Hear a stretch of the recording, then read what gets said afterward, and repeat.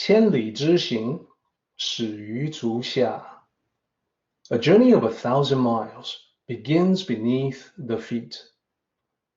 We now gather in the Tao to travel the journey together.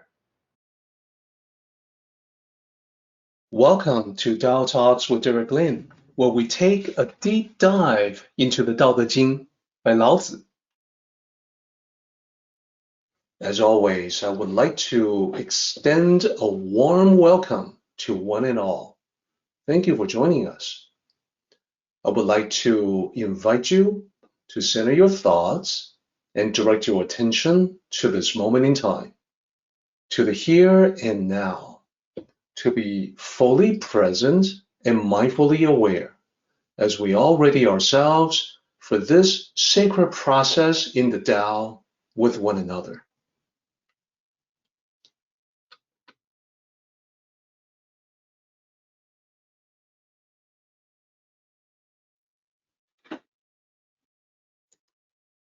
Once upon a time, there was a vault. This vault contained gold, diamonds, and gems, treasures. There was a sturdy lock guarding this door, the door to this vault to keep everything, to keep the treasures within secure. It so happened that one day the mighty crowbar came by, looked at the lock, and immediately saw the lock as a challenge that he just had to overcome. This was because the crowbar had never encountered anything he could not demolish before. This was funny to the crowbar. Did they really think they could keep him out of the vault with this one simple lock? That's ridiculous. That's ludicrous. And the crowbar thought, I will show them how wrong they are. The crowbar was thick and heavy bar of iron. In his experience, there were countless crates, chests, cabinets that disintegrated before his attack, smashing them to pieces. He took a lot of pride in this. He was strong. He was destructive. He had power. Therefore, looking at the lock, he decided he should make a point. He should just smash it to make the point that he was strong.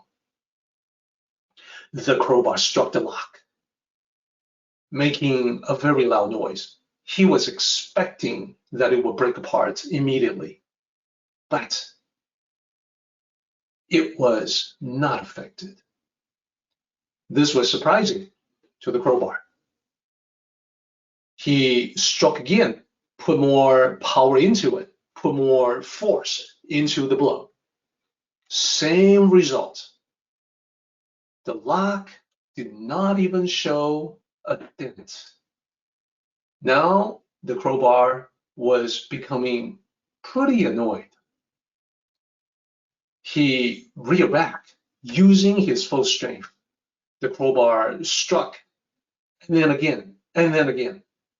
Sparks flew. The noise was deafening. After a while, he stopped because it was exhausting. He looked at the lock. He was amazed that the lock was still in one piece. Without a doubt, he thought this was the toughest obstacle he had ever faced.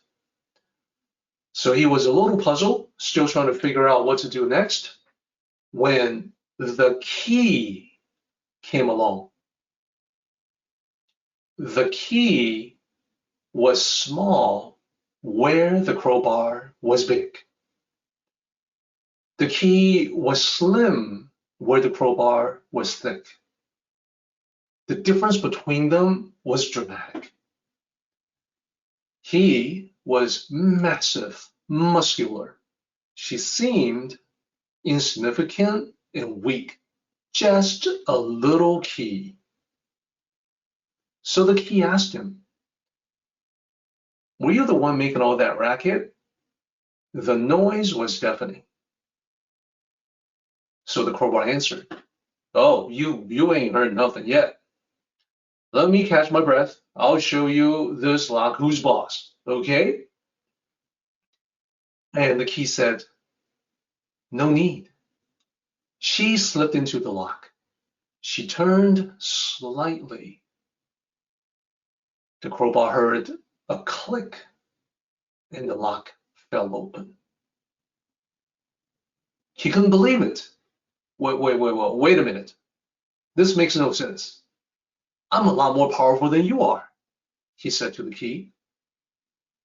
How is it that you open it so easily when I couldn't do it after all that effort? The key said, because I am the one who understands the heart of the lock. The end. Let's talk about this story.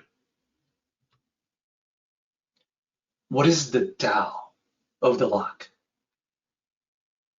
Well, we know it's a Tao story. We know it's not really about a literal lock, crowbar, and key. We know it's about us. When we encounter obstacles in life, we may be like the crowbar. We may feel the urge to smash the obstacle to pieces. This is a hard approach. This is the method of brute force. Now, when the crowbar resorted to this approach because it was really the only approach he knew, it didn't work. When we try the hard approach ourselves, we see that our hard approach often gives us the same lack of success as the crowbar. We try to smash the key, the lock, or the obstacle, and there's deafening noise, there's a lot of effort that goes into it, but no success. So then, what if we switch gears? What if we use the soft approach instead of the hard approach? What if we use the key instead? The key is the soft approach, is the method of finesse. It's what really we were meant to do. If there's a lock, we're meant to use a key to open it rather than to destroy it in some way. The key said she was able to open the lock easily because the key knew the heart of the lock. It meant the internal working of the lock. So the soft approach for us in life is all about knowing the internal working of the obstacle.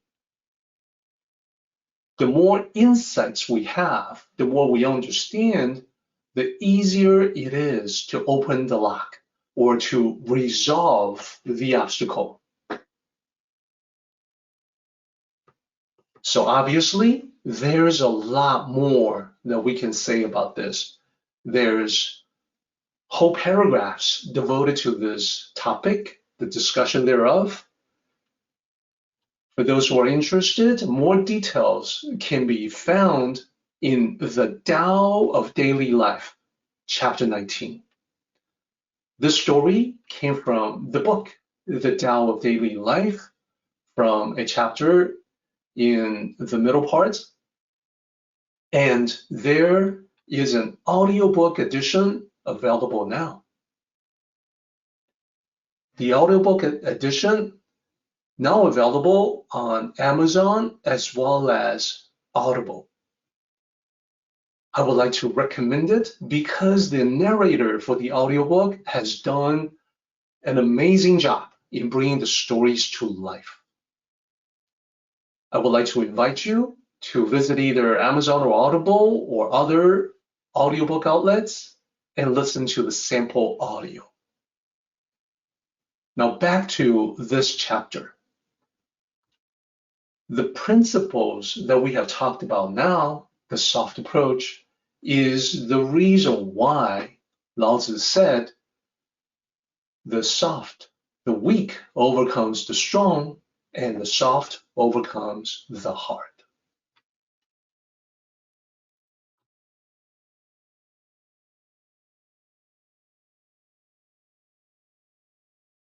Our meeting has come to an end, but the journey continues on. Let us all travel safely so we can meet again. Until next time, may the Tao fill you with peace and happiness.